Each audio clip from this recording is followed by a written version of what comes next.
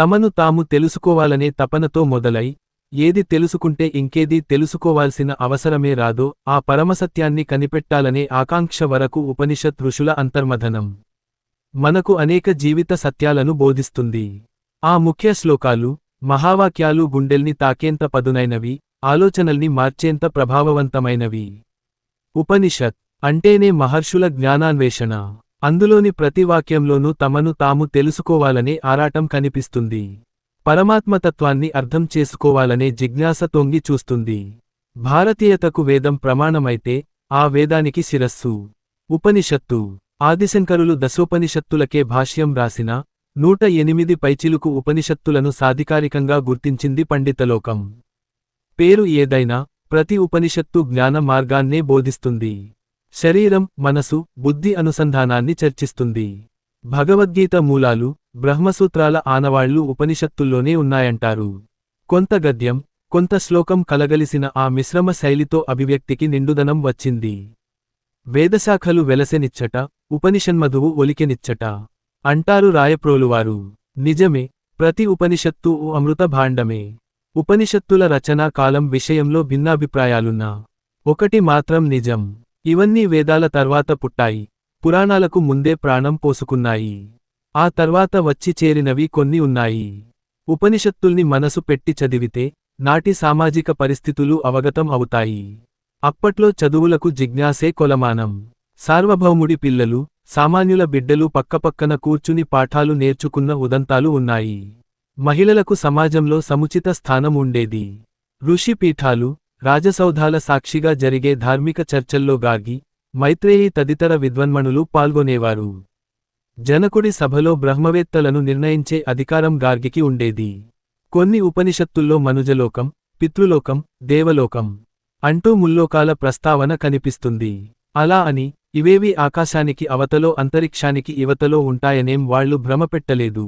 సంపాదనే లక్ష్యంగా బతికేవారిది మనుజలోకం, స్వార్థాన్ని తగ్గించుకునే వారిది పితృలోకం, జనహితమే సర్వస్వమని భావించే వారిది దేవలోకం. మనిషి ప్రవృత్తి ఆధారంగా చేసిన వర్గీకరణ ఇది. నాటి ఋషులు పుత్రుడు అనే మాటకు పున్నామ నరకం నుంచి తప్పించేవాడు తరహా నిర్వచనాలిచ్చి పురుష పక్షపాతం చూపలేదు. తండ్రి ఆశయాన్ని కొనసాగించేవాడు అంటూ ఓ అర్థవంతమైన వివరణను అందించారు.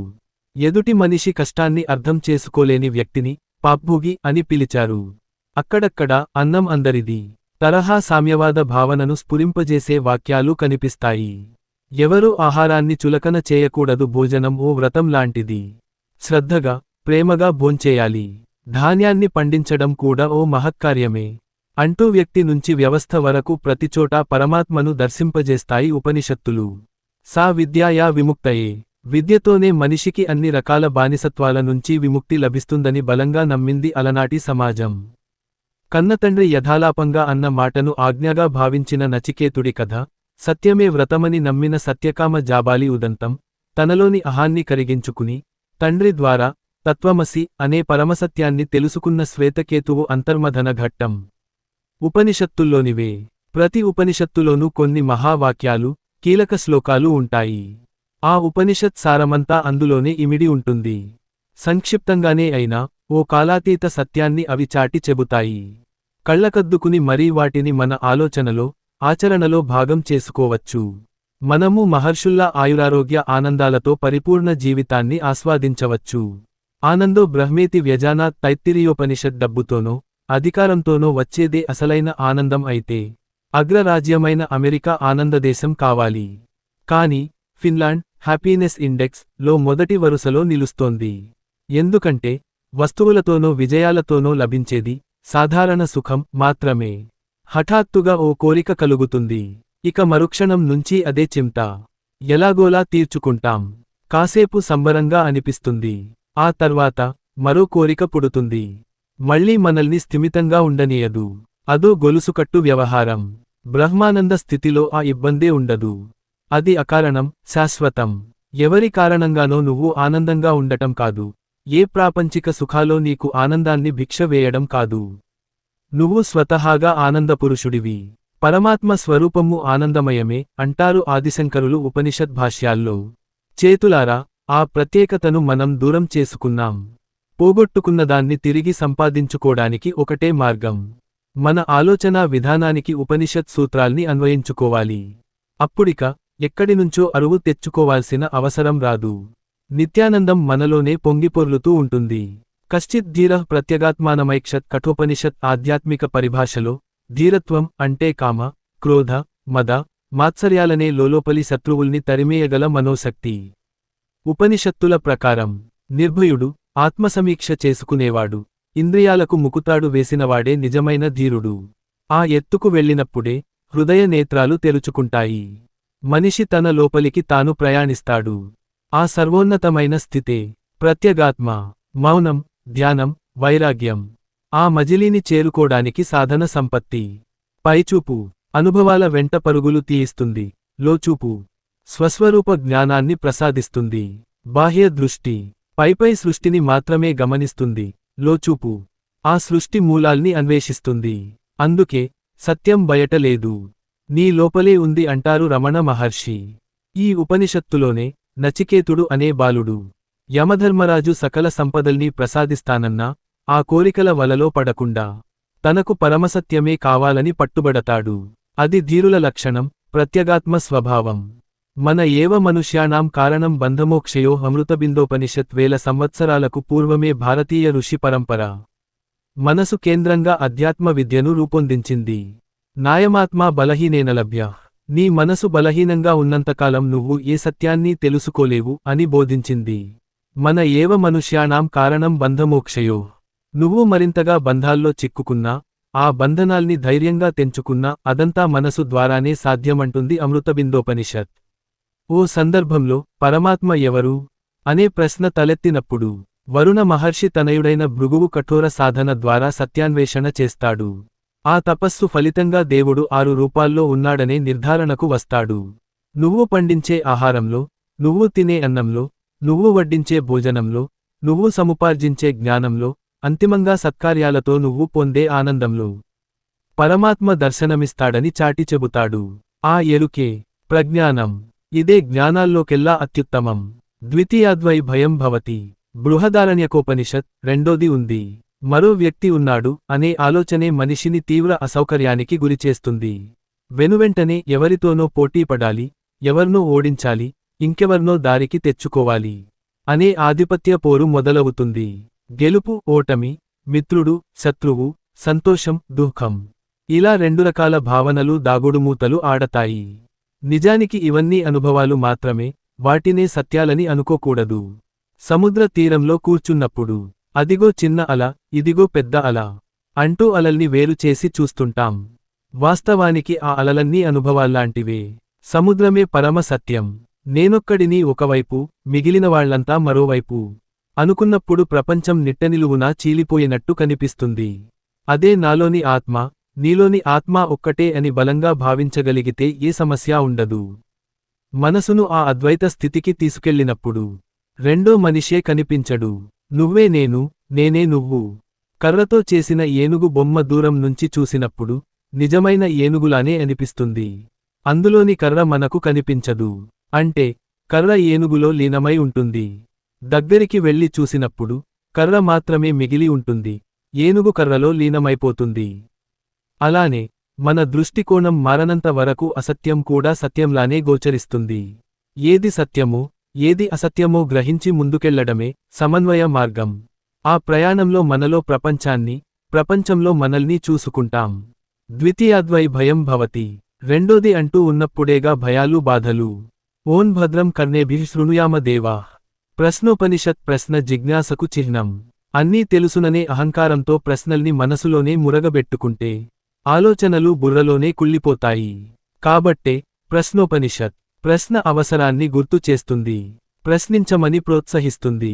6 జిజ్ఞాసులు పిప్పిలాదుడనే మహర్షిని అడిగే ప్రశ్నలు, ఆయన ఇచ్చే సమాధానాల సారాంశమే ప్రశ్నోపనిషత్. ఆరంభంలోని శాంతిమంత్రం ఈ ఉపనిషత్తుకు హృదయ సమానం. ఓం భద్రం కర్ణేభిః శృణుయామ దేవాః. మా చెవులు మంచి మాటలే వినాలి, మా కళ్ళు మంచి దృశ్యాలే చూడాలి అంటూ పరమాత్మను ప్రార్థించాల్సిన అవసరం ఉపనిషత్తుల కాలంతో పోలిస్తే ఇప్పుడే ఎక్కువేమో.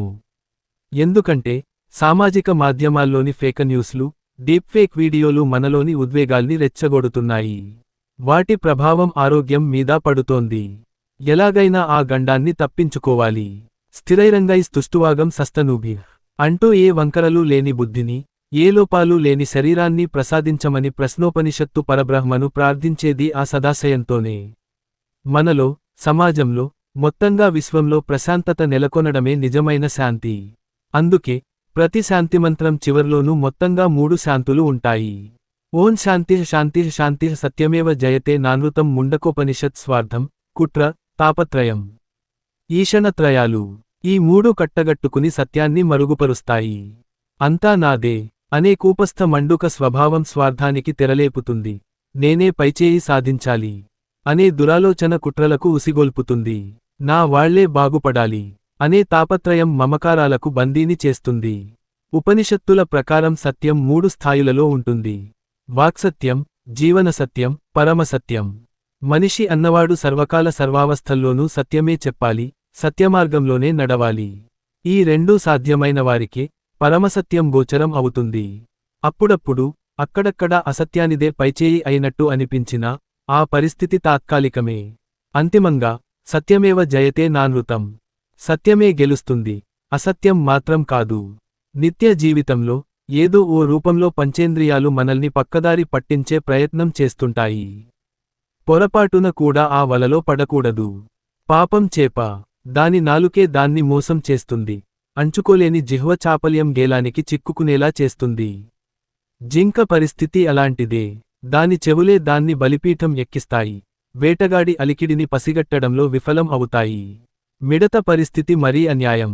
దాని కళ్ళే దాన్ని భ్రమల్లో ముంచేస్తాయి. ఆకర్షణీయంగా కనిపించేసరికి అగ్నిలోకి దూకేస్తుందా ప్రాణి. కాబట్టి ఆ 5 గుర్రాలను దారిలో పెట్టకపోతే పెను ప్రమాదం తప్పదని ఉపనిషత్తులు హెచ్చరిస్తాయి. అంతిమంగా సత్యదర్శనమూ చేయిస్తాయి. ఈశావాస్యమిదం సర్వం ఈశావాస్యోపనిషత్ గుళ్ళో ఎంత భక్తిగా ఉంటాం, ఇంట్లో ఎంత శ్రద్ధతో పూజలు చేస్తాం.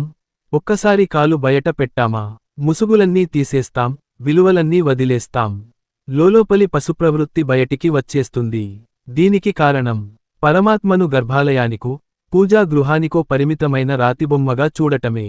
మనలోని ఆ తప్పును సరిదిద్దడానికి పరమేశ్వరుడు జగమంతా విస్తరించి ఉన్నాడు అని సాధికారికంగా ప్రకటిస్తుంది ఈశావాస్యోపనిషత్. ఈ భూమండలాన్నే పరమాత్మ నిజ నివాసంగా అనుసంధానించుకోవాలని బోధిస్తుంది కూడా. ఏకో దేవః సర్వభూతేషు గూఢః. నువ్వుల్లో నూనెలా, పెరుగులో నెయ్యిలా, భూగర్భంలో నీరులా పరమాత్మ నీలోనే ఉన్నాడు. ఎక్కడెక్కడో ఎవరెవరిలోనో వెతుకుతూ సమయాన్ని వృధా చేసుకోవద్దని అక్షింతలు వేస్తుంది మరో ఉపనిషత్ వాక్యం. ఆ ఎరుక కనుక సాధ్యమైతే మనల్ని మనం చూసుకునే పద్ధతి మారిపోతుంది. సమాజాన్ని చూసే విధానంలోనూ మార్పు వస్తుంది. శృణ్వంతు విశ్వే అమృతస్య పుత్రాః శ్వేతాశ్వతరోపనిషత్. సంసార సాగరంలో మునకలేస్తున్న దురదృష్టవంతుడనో, కోరికల ఊబిలో చిక్కుకుపోయిన శాపగ్రస్తుడనో మనిషి మీద నెగెటివ్ ముద్రలు వేయలేదు ఉపనిషత్తులు. లోపాలు, అజ్ఞానాలతో సహా అతడ్ని యథాతథంగా ఆమోదిస్తాయి. అత్యున్నత స్థానంలో నిలబెట్టి అమృతస్య పుత్ర అంటూ సగౌరవంగా సంబోధిస్తాయి. నిరుపేదవి కావచ్చు, నిరక్షరాస్యుడివి కావచ్చు, అసలు ఆత్మజ్ఞానమే లేకపోవచ్చు. అయినా సరే నువ్వు ఉత్తమోత్తముడివే అంటూ ధైర్యం చెబుతాయి. అరణికర్రలో అగ్ని అంతర్లీనంగా ఉంటుంది. యాజ్ఞకులు మరో వస్తువుతో దాన్ని మదించినప్పుడు ఆ రాపిడికి అందులోని నిప్పు బయటికి వస్తుంది. మనలోని శక్తి సామర్థ్యాలు అలాంటివే. బలమైన సాధనతోనే ఓ రూపాన్ని సంతరించుకుంటాయి అంటూ మనిషికి తనను తాను పరిపూర్ణుడిగా తీర్చిదిద్దుకునే అవకాశం ఇస్తుంది శ్వేతాశ్వతరోపనిషత్. ఆధునిక యుగంలో అపారమైన అవకాశాలు ఉన్నాయి. ఎదగాలనుకునే వారికి ఆకాశమే హద్దు. లేనిదంతా ఆత్మవిశ్వాసమే. నీలో అనంతమైన శక్తి ఉంది అని గుర్తు చేయడం ద్వారా ఆ మనోజాడ్యాన్ని తొలగిస్తుంది. కాబట్టే ఉపనిషత్తులు మనిషిని భయపెట్టే రచనలు కాదు, అంతర్లీన శక్తిని మేల్కొలిపే అమూల్య గ్రంథాలు అంటారు స్వామి వివేకానంద. ఉపనిషత్తులు ఎవరు అనే ప్రశ్నతో మొదలై నేనే అనే సమాధానంతో ముగుస్తాయి. అహం బ్రహ్మాస్మి అనే నిర్ధారణకు వచ్చేస్తాయి. అలా అని ఎక్కడా పిడివాదం ఉండదు. నమ్మితీరాల్సిందే అన్న హెచ్చరిక కనిపించదు. అది వేదవాక్కు అయినా సరే గుడ్డిగా అనుసరించాల్సిన అవసరం లేదని, నీకు నువ్వుగా నిర్ధారణ చేసుకోవాల్సిందేనని స్పష్టం చేస్తాయి. ఉత్తిష్ఠత, జాగ్రత్త, ప్రాప్యవరా అన్నిబోధత, అజ్ఞానం, అహంకారం, నిర్లక్ష్యం, నిర్లిప్తత ఏదైనా కావచ్చు. తక్షణం ఆ మత్తును వదిలించుకో, లక్ష్యాన్ని నిర్దేశించుకో. నిర్భయంగా బయల్దేరు. అవసరమైతే ఆ ప్రయాణంలో నీకంటూ ఓ మార్గదర్శిని ఎంచుకో. నిద్రాణ స్థితిలో ఉండటం అంటే నిండైన జీవితాన్ని చేజార్చుకోవడమే. అలా అని పరమోన్నత స్థానాన్ని చేరుకోవడము అంత సులభమేం కాదు. అయినా సరే ఆ ప్రయత్నాన్ని ఉపసంహరించుకోకూడదు. గమ్యం కనిపించే వరకు సత్యం వైపు, చైతన్యం వైపు, సచ్చిదానందం వైపు ప్రయాణిస్తూనే ఉండాలి అంటూ శతాధిక ఉపనిషత్తులు వేయి గొంతుకలతో హితబోధ చేస్తాయి.